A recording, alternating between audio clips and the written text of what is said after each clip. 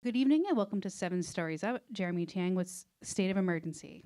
We are delighted to have you all joining us tonight at the Stavros Niarchos Foundation Library. My name is Allison Nellis and I'm a supervising librarian of programming and outreach. And before we begin, I would like to thank the Stavros Niarchos Foundation for making programs like this evening's conversation possible. And I'd like to encourage you to visit our website and look at upcoming Seven Stories Up programs just like this one. We have an excellent lineup this season featuring new nonfiction, music, and more, and we would love for you to join us in this space again. And it's now my pleasure to introduce tonight's speakers. Jeremy is a novelist and playwright and the translator of over 30 books from Chinese. He was awarded the Singapore Literature Prize for his novel State of Emergency and for his translation of Zhang Yueran's Cocoon. And he recently won an Obie Award for his play Salesman. Originally from Singapore, he now lives in New York City. Jeremy will be in conversation with one of our esteemed librarians, Ruben Gelly Newman. Without further ado, please welcome our guests tonight. Hi, everyone. Thanks so much for being here. Thanks, Jeremy, for being here. So I'm really excited to have you here and to talk about State of Emergency.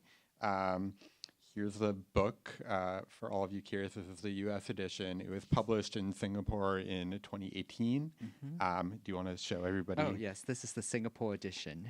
And yeah, thanks for having me, and thanks to the Stavros Niarchos Foundation Library for this event. Thank you all for being here. Yeah, so we'll start by talking a little bit about your other work besides this novel. So this was your first novel, but you've published a book of short stories as well, and you've translated over 30 works from Chinese, as Allison mentioned, and you've written plays, including Salesman. Can you talk a little bit about the differences and the similarities, some of the challenges and joys of doing literary translation, playwriting, and writing fiction? Yeah, I've got quite a short attention span, so it's quite nice to work in different genres and to have that transgressive moment when I'm stuck with my own writing, and so I cheat on my work with a translation, and then I go back to the novel or cheat on that with a play. It's nice to move between things. It creates a certain flexibility, and I think there are some stories that work better in different formats, and I have the freedom to move between genres depending on what I think would suit best what I do. But I regard the playwriting, the fiction writing, and the literary translation as parts of the same artistic practice that feed each other. So I don't think I could have written this book if I wasn't also a translator. I think the dialogue in this book functions in a certain way because I'm also a playwright. Everything I do feeds everything else. Yeah, no, I can definitely see kind of, there's a very cinematic way to some of the moments that happen in terms of the plot in this book. And I think the characterization feels really sharp in a way that feels influenced by, just a kind of real awareness of what other writers are doing as well. Can I ask a little bit about your play Salesman as well? So you were telling me earlier that you're working on a revision of it for a production in Singapore, so Salesman之死, my bilingual play, was staged in New York in 2023. After a pandemic delay, we were actually going to do it in 2020 in April, and then stuff happened. It's about Arthur Miller's trip in 1983 to Beijing to direct Death of a Salesman in Chinese, even though Arthur Miller didn't speak Chinese and indeed had never directed before. So it's a kind of backstage play, a play about the making of a play. And it was staged in New York, and we wondered at the time, will it find an audience? Because it's about 2/3 in Chinese, 1/3 in English. but it did find an audience. People were willing to come and see this thing that might have required some unfamiliarity and discomfort. But also, we went viral on Chinese social media. So there was a significant Chinese audience as well. It's going to be staged at the Singapore International Festival of the Arts next year. And the Beijing production of Death of a Salesman toured to Singapore after 3 years after it was a success in Beijing. So I'm writing a new ending that's now following the production to Singapore. And we'll see how that lands. It will be a new evolution. That's really exciting. Congrats on that. And I wish I could see it as well. But I mean, I'll be here. But hopefully it gets produced in New York again. So keep an eye out for that. And we'll move now into state of emergency, which is really deeply thought out and researched, and really a book written with a lot of care. That's engaging in Singaporean and Malaysian history from 1948 onward. So 1948 is the year when the British colonizers declared a state of emergency to combat communist insurgents. And this book chronicles members of an extended family over decades from the late 1940s to the 2010s, and how they live and grow, both their kind of relationships with each other and with the city of Singapore, and take part in a lot of historical events in the nation's growth and history, and includes a real reckoning with the government's detention of left-wing activists as well. So you spent 7 years writing and researching State of Emergency. Can you talk about what that process was like? How did you have the idea for this novel? Well, growing up in Singapore, I had imbibed a certain government narrative because the official history of Singapore is tightly controlled by the government, which, tends to happen, I think, when the same political party has been in power continuously since independence in 1965. So there has been a growing lack of space for alternative viewpoints, and bits of the narrative that don't fit are sliced away. So I wasn't really aware growing up that there was a communist insurgency going on in Malaysia, next door to Singapore, the country my mother comes from. And we would go to Malaysia twice a year at least because we have family there. I have family there. And there was a communist insurgency going on until 1989. Which was, during my childhood, not that far from where my Malaysian family lived, and I just had no awareness of it. So when I did find out, I started just asking questions, first of my parents, then of my extended family, and then the circles just got wider and wider. I started delving into the oral history archives in Singapore. I went to some of these so-called new villages in Malaysia, which were essentially the settlements where the British forced civilians into essentially concentration camps to prevent them from giving aid to the communist insurgents. And finally, I went to the friendship villages in the southern border of Thailand, where the remaining communist insurgents still live to this day. This was more than 10 years ago, and a lot of them were already in their 60s or 70s then. So it was possibly the last moment that I could have gone and spoken to them. So I heard a lot of stories that I hadn't seen in history books and that weren't part of the official narrative.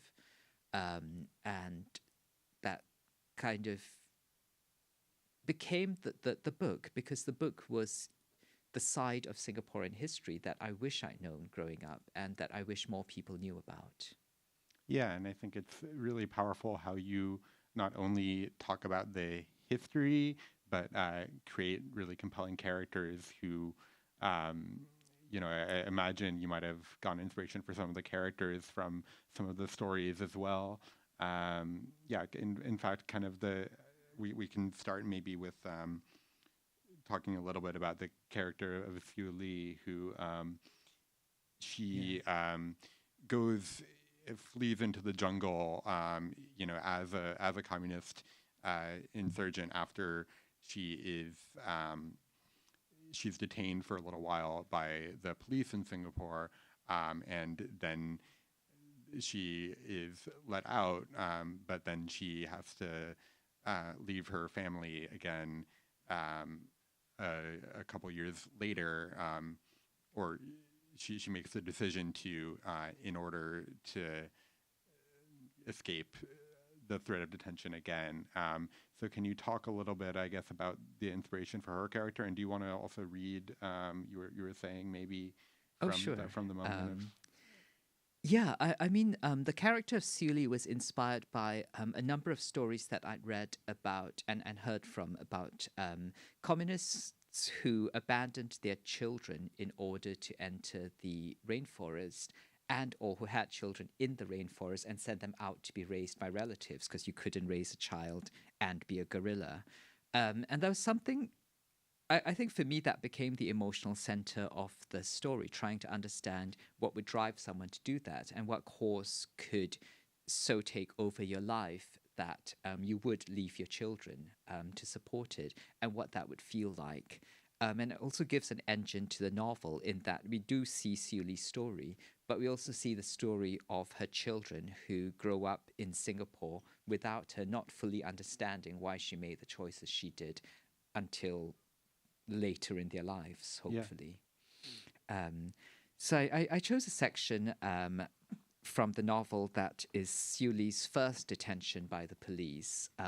At this point in time, she's still in school, working for an opposition member of parliament, based on a real figure who did get elected, but never actually got to take her seat in parliament because she was detained without trial by the government for alleged communist sympathies, and was simply never allowed to take a democratically elected position.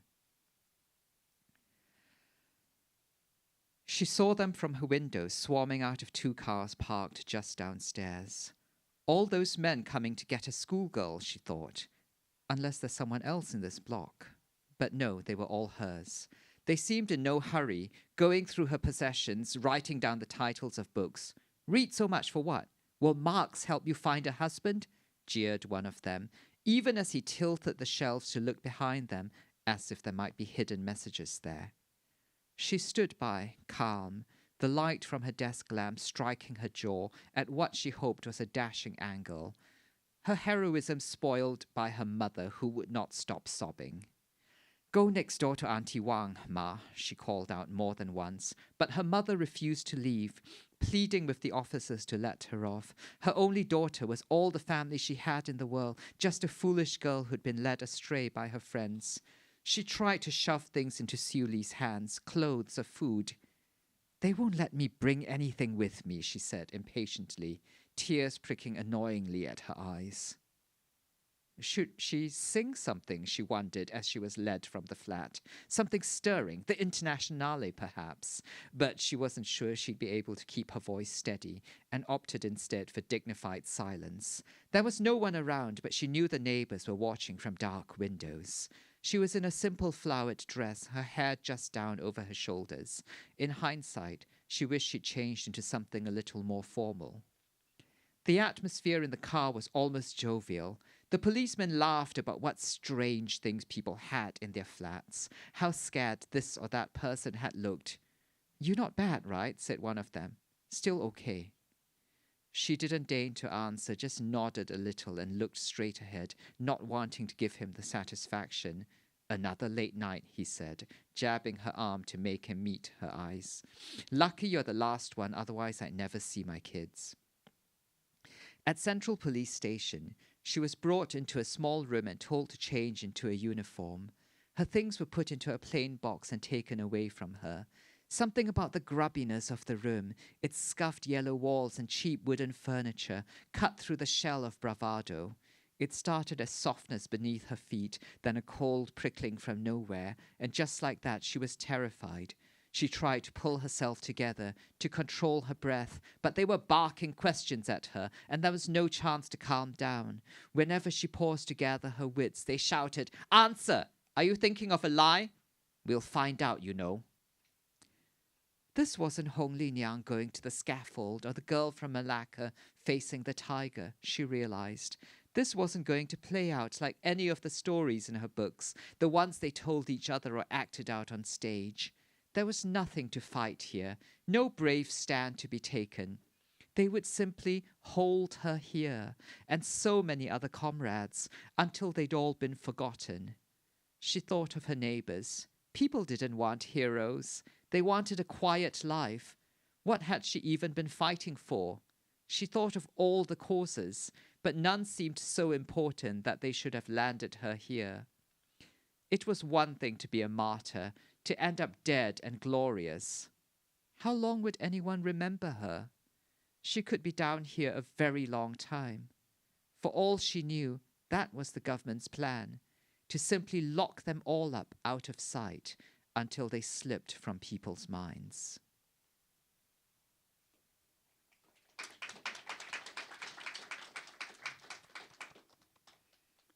Thank you, Jeremy. I think that's a really good passage to kind of introduce our audience to a lot of the themes of the book and the characterization of Siew Li as I think at this point we see her as a really kind of young and also a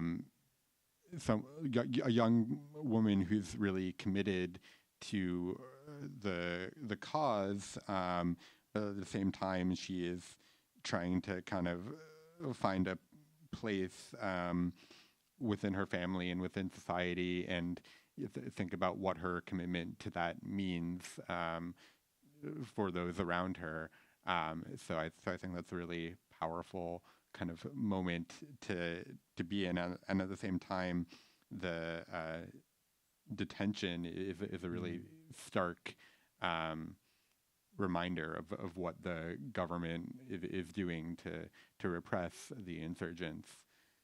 I mean, that was, detention without trial is a blunt force instrument that the government at the time was using to essentially silence any opposing voices. Because in 1950 Singapore, that just pre-independence, there was a kind of sense that society was up for grabs and could have gone in any number of directions post-British colonial rule.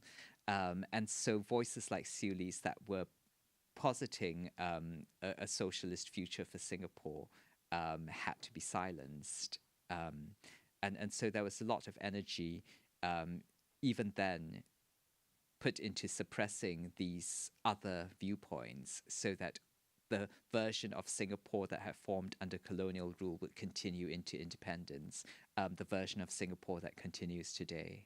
Yeah, I think it's kind of one way in the novel that we see those visions of Singapore in tension too is the character of Jason, Siew Li's who becomes her husband here, and he sees her first at protests for bus workers. She's working for the union of bus workers in Singapore. There are I think they're the Hockley bus rides in 1955, and so he sees her and he's curious about that as well. About like he sees her and he's I think it describes.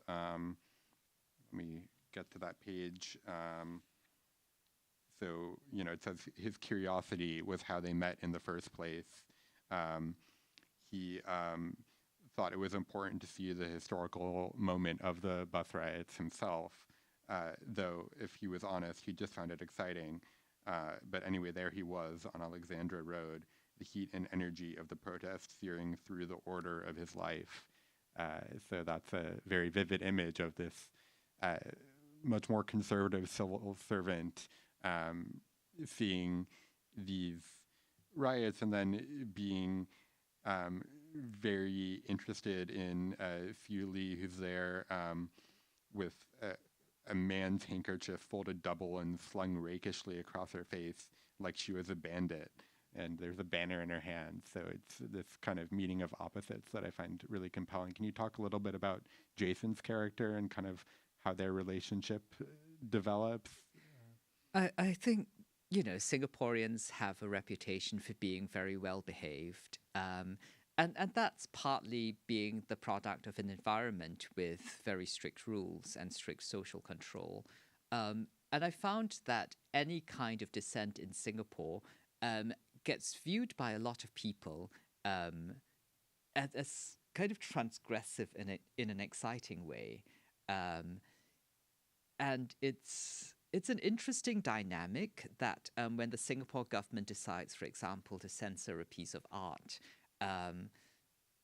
a lot of people just have this response of, oh, I'm going to find a way to get hold of it and consume it. Tee hee, I'm being so naughty.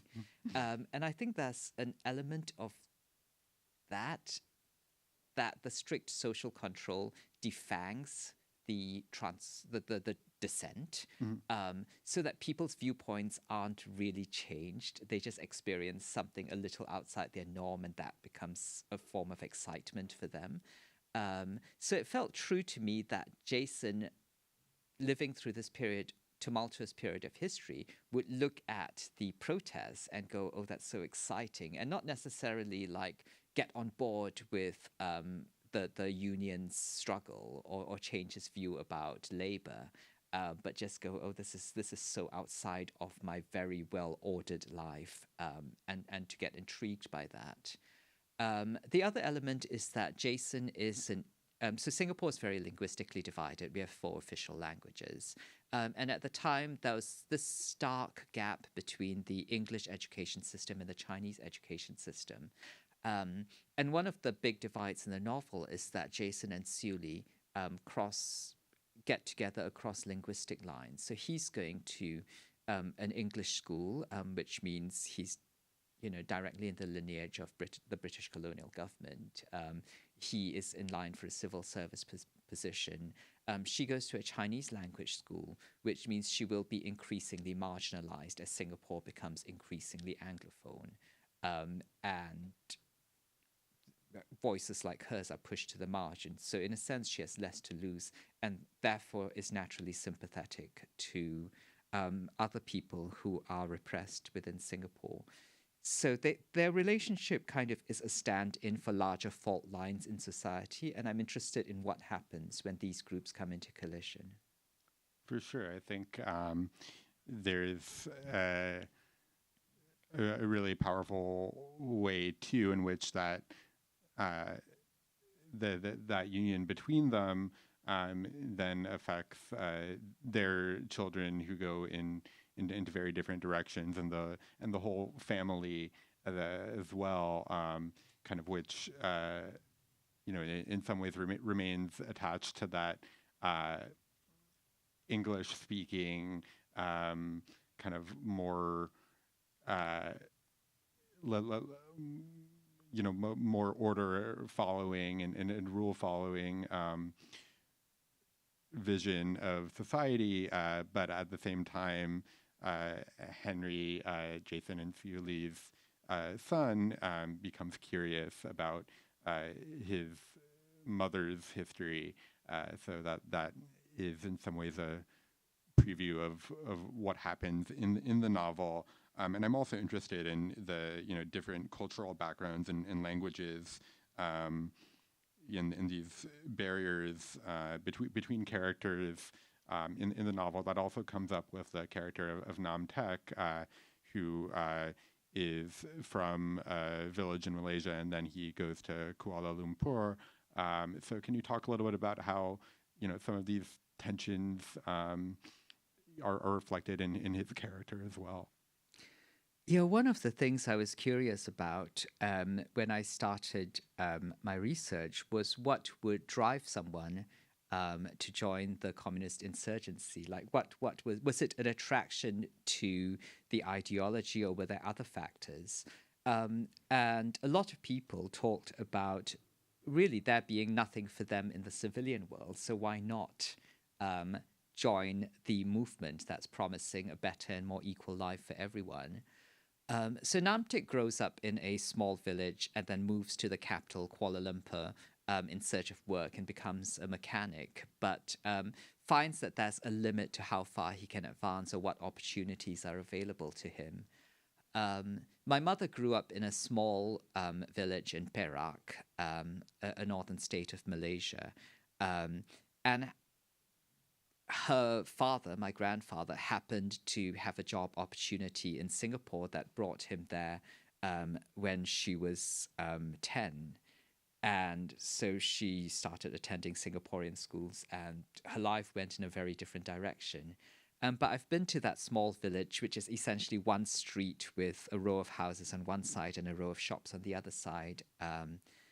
And, wondered what my life would be like if that hadn't happened, if the family hadn't moved to Singapore and had stayed in this small tin mining village in Malaysia. And what did happen to a lot of people in that situation was that the struggle and life in the rainforest was a better option than anything else that might be available to them. So it was a lot of things wrapped into one. It was also an anti-colonial struggle. It was a vision of a world that could be different. So the character of Namtek, I think, was my attempt to illustrate how you could find yourself being drawn into that world, into that struggle, and in the end giving your life to it, because once you went into the rainforest, you were not coming out. Yeah, so he does go into the rainforest, and he stays there, and then I won't give away some of the plot. But if you can talk a little bit too about the cover here of the American edition, which is a photo you took of a mural in one of the friendship villages there, that would be great. Yeah.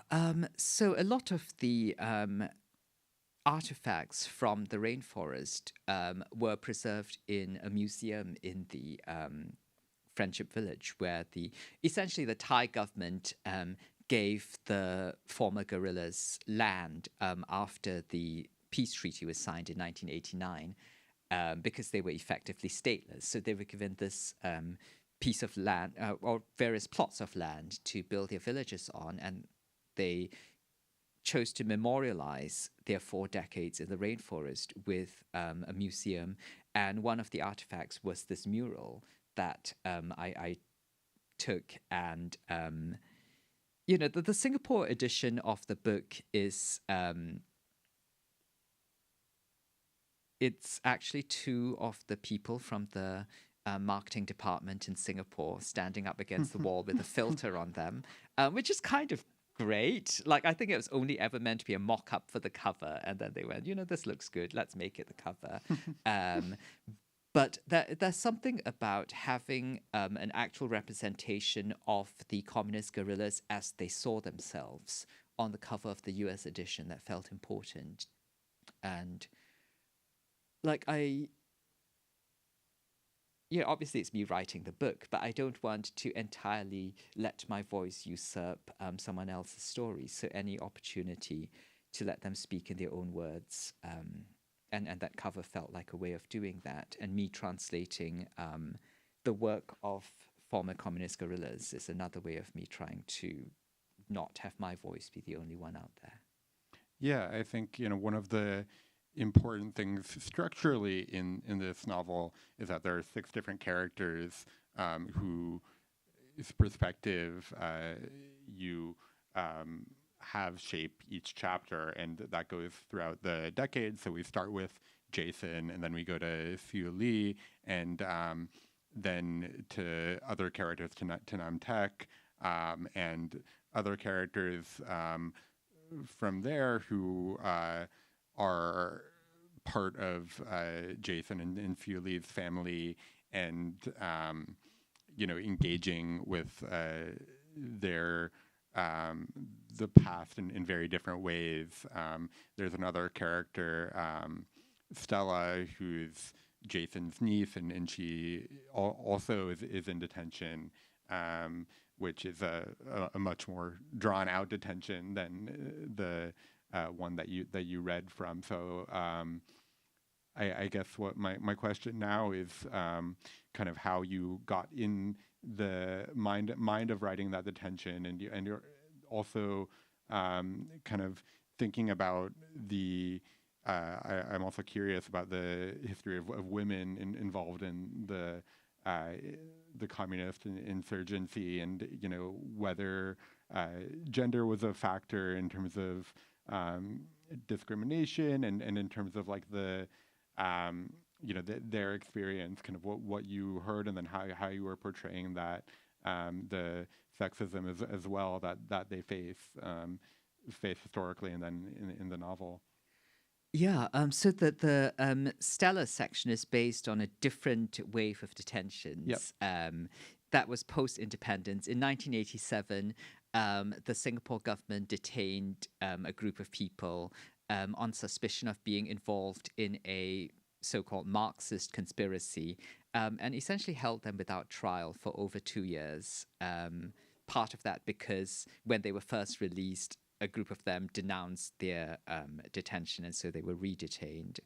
And then they were released in 1989 after being coerced into making false confessions on television. To this day, the government has neither shown evidence of this Marxist conspiracy nor apologized for detaining people without trial for that length of time. And one of the detainees, Teo So Lang, wrote an account of her ordeal called Beyond the Blue Gate, and that was a key source for this section of the novel. And I was able to speak to some of the people who were detained at that time, and they've spoken and written extensively about their experiences. And nothing has happened to them. The Singapore government can be fairly litigious, and they have not been sued or taken to court, which suggests that what they're writing is true. So I wanted to draw a continuity between the detentions that were happening in the 1950s and the later ones, because all of it goes to the same project of preserving a certain official narrative and of suppressing dissent, and also just nipping any tendency towards the left that Singaporeans might display. Because the people who were detained were social workers and theatre makers, and people who were doing things that were regarded as suspicious just because they were oriented towards a leftist ideology. And it feels like it comes out of a poverty of imagination that anyone trying to build a better world must be doing so for nefarious communist motives rather than because we exist in society to support each other. But yeah, a lot of these detainees were women, and a lot of the communist guerrillas were women. So I think there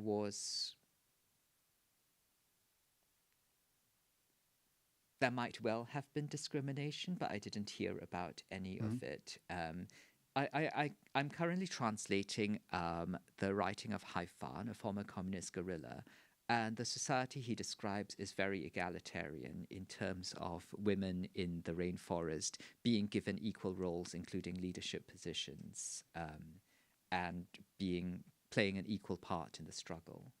Yeah, and I think you see in the novel too that women, at least the people that Siew Li interacts with, and then that Stella interacts with, are very involved.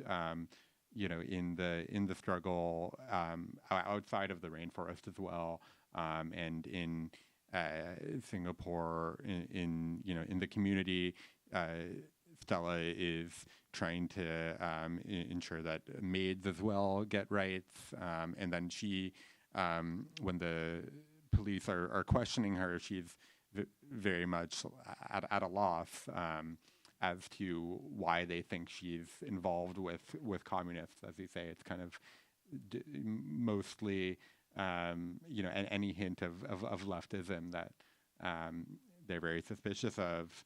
So I think it's a really powerful way that you get that across in the novel. I'm also curious, in a kind of transitioning a little bit to another part of the novel. So Namtak, he's born in a village called Batangkali, and there's a massacre there as well that kind of leads to him and his family. The British basically expel him and his family after killing 24 men. There is the history in the village, and then so his mother and him and his aunt are expelled from the village and forced to resettle, and then basically under heavy suspicion of helping of giving food to the Magong, to the insurgents, and very much shut into this village. And then decades later, another character, Ravati, who's a journalist in London, she investigates that massacre. So I'm curious about kind of the cultural memory of the massacre, and how that kind of went into the novel as well. I mean, the history of the Batangkali massacre is both well documented and, I would say at this point, largely forgotten. I mean, the British forces did kill a large number of civilians on the accusation that they were supporting the communist guerrillas, and they were never brought to justice. The families of the victims did try to take the British government to court several times, and each time the case was dismissed by the British government. In the most recent round, they were basically told too much time has passed, and so there's no hope of justice at this point, which, feels like if you're a colonial power, it turns out you just have to wait out the clock and you'll get away with it. So it seemed important to at least commemorate that had happened and to show the reverberations through so many lives of this war atrocity that was never accounted for. It was one of those things that the more I read about it, the more I knew it had to be in the novel, and the more it became a key part, a key event in the novel, because it affected so many people and because it was never resolved. That's partly why there are 6 narrators in the novel, because no one point of view could encompass all of this, and people just had such different experiences. I knew there were these key events I wanted to include, but I also wanted them to be seen from different points of view and to show how different people's experiences of these years were. Yeah, I think it's a really, really crucial part of the novel, as you're looking back, and some of the characters are looking back too. Ravati and Henry, who's Jason and Siew Li's son, they end up coming back to Singapore from London later in the novel, in the last chapter, and they're looking back at the history of Henry's family, and I think that's a really, really powerful moment. They meet Stella there as well, and one quote that I think, at least in my I think it's when they're at a meeting, Ravati, Stella, and Henry, of a bunch of the old left-wingers, and Stella it says, "I'm not really one of them. I came much later, and to be honest, I'm probably not ideologically pure enough, but it's always nice to see them. People seem to have forgotten what happened back then, and I need to be with people who still remember. We don't even have to talk about it. They all know."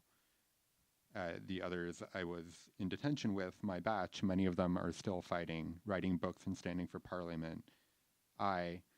She spreads her hands helplessly, I survive. And I think that's a really powerful moment of the various choices that people face in how to address and face a historical moment like this, and one where members of their family are under attack too. And Stella's mother dies very early on in the novel too, in a bombing by the Indonesian forces, a terrorist attack in Singapore. So I think there's a lot of history that everybody is grappling with. Yeah, so that's a real thing that actually happens. Every year in Singapore, all the old leftists get together and have dinner. And it's a moment of solidarity and togetherness and shared memory, where even though the movement ultimately didn't succeed, and even though these people were pushed to the margins of Singapore and were not allowed to really to exist fully within society, but they at least can still exercise solidarity to each other. One of the great things about writing this novel was I got to meet all kinds of misfits. Growing up in Singapore, I never really felt like I belonged. I always seemed somehow at odds with the society around me. And in the course of my research, I got to meet all the other people across the decades who have felt like this. And that was great. It was really heartening to see that all through people had been trying to carve out other spaces, and had been trying to bring about a different Singapore. And even though none of it succeeded, it was good to know that the attempt had been made, and it felt important to document it in a coherent form. So that's what I tried to do. Yeah, I think I would have felt less alone earlier on if I'd known all of these people existed, but I'm glad I found them. And I think the novel is a testament to those different people, and to the ways people have created community, among leftists, and at the same time, how various family members like Jason and Henry's sister Janet are kind of invested still in the contemporary vision of Singapore as an economic, modern, very capitalist society. I think on that note, I guess I'm wondering if you can talk very briefly about the character of Henry and kind of how he goes back and engage with some of the history himself, and then we'll open to audience questions. So you can start thinking of your questions now. I mean, look, in hindsight, Henry is a bit of a self-insert figure. I spent a lot of my 20s in the UK. I definitely fled Singapore at the first opportunity I had, and only really had the distance to think about Singapore once I was outside of it. So I think, like me, Henry just needed to get away, just needed to find his own space elsewhere in the world, before he was able to look back at where he had come from and gain some measure of understanding and peace about it. Mm-hmm. And he's even though the novel has 6 narrators, he gets the final word, and a lot of it is filtered through his consciousness. He's the one who pulls all the strands together. So, later on, looking back at it, I was like, oh, that's me. Yeah. I don't think I was necessarily wondering. knew it at the time, but I mean, it's clearly me. It's a disaffected gay Singaporean who leaves and spends most of his adult life outside the country, but still remains very attached into digging into its past. Who could that be? and then he comes back and sees a very changed Singapore from his memory too. I think it's a really powerful way. I mean, I won't spoil the ending. You should all get a copy. But we'll open to audience questions now. So my colleague will come around with a microphone. Yeah, we have a microphone, so please raise your hands. You had your hand raised. Hello. I was wondering if this was based off the movie Rundown. Is it? I'm not familiar with that movie. With starring Dwayne Johnson. The Rock? No, because I haven't seen it. I'm afraid. Okay. I should though. I should check it out. Yeah, you should. Yeah. That's why it's kind of funny.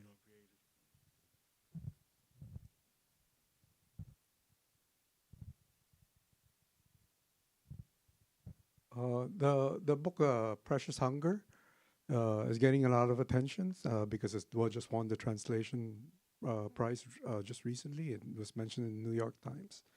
So you said you're working with him still, who is deeply, definitely a communist, who is working on his fiction and his narrative. I was wondering if he and this working with him influenced this book, and how do you navigate working with people who are working on the same material and maybe are approaching a certain historical narrative as well as you are approaching it your way. Yeah. So this is Haifan, a former communist guerrilla whose fiction I translate. He was in the rainforest from 1976 to 1989 and subsequently has been writing about it. I'm currently translating his novel, which is set after the peace treaty of 1989. The answer is no, he didn't influence me because I had finished my book before I started translating or even reading his work. So it's more of a confirmation after the fact. It was reading and then translating his work reassured me that I had gotten things right. Like nothing I heard from him, who had spent 13 years in the rainforest, contradicted what I had thought. So that was quite gratifying. And I think there is room for many people to tell these stories. Like he was inside, I wasn't. We're from different generations. We have very different perspectives.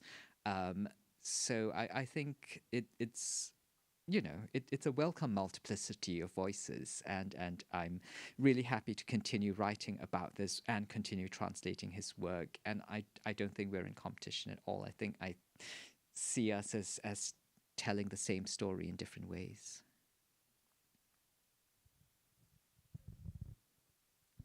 Hi.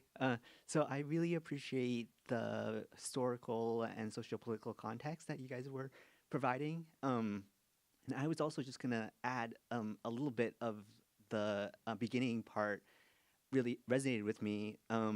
The father, Jason, is in a hospital and experiencing some cognitive decline. And so I was just very curious about the inspiration for that portion of the book, and also just thinking about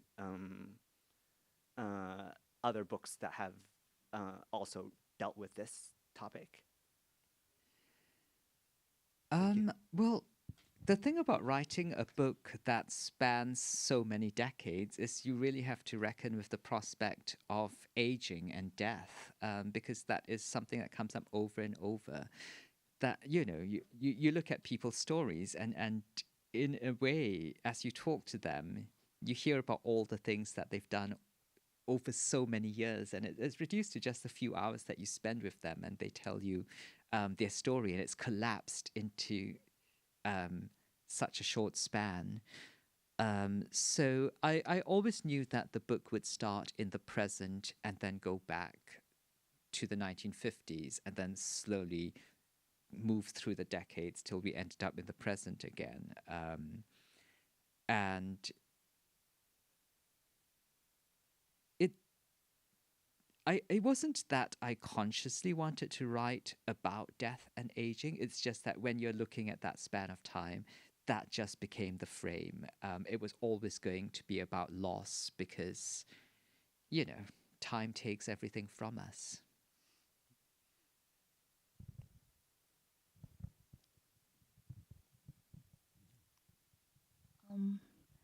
Number one, I want to say thank you. Thank you on behalf of those who has participated in struggle in a lot of countries, including the United States.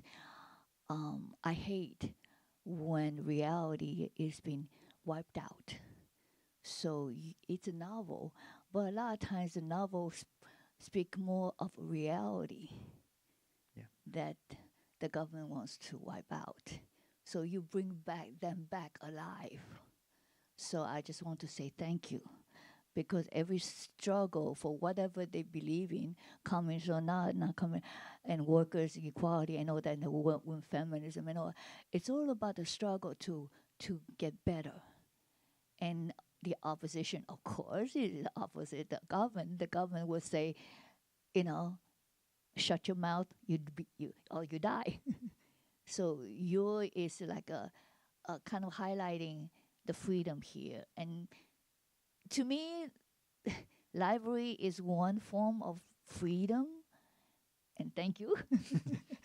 And so I just want to thank you, because you bring them, their lives, their struggle into to people to know that these are people who struggle. So for whatever position you are, I'm not in the same position, but I'm just saying, but I still say thank you, because they are real people.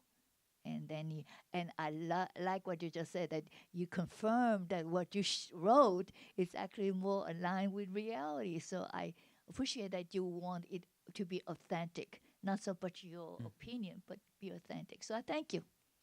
Thank you. Thank the library. Yes.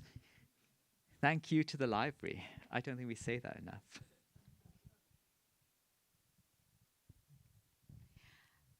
Presumably, your book and Haifen's book would not have been able to be published in Singapore a few decades ago. It would have been impossible. I mean, now they are published, they're respected. Does that mean that the education system has also opened up more, so that, unlike you, young people are learning about this period of history and something about those incidents that occurred in Singapore? So there's different levels of censorship in Singapore.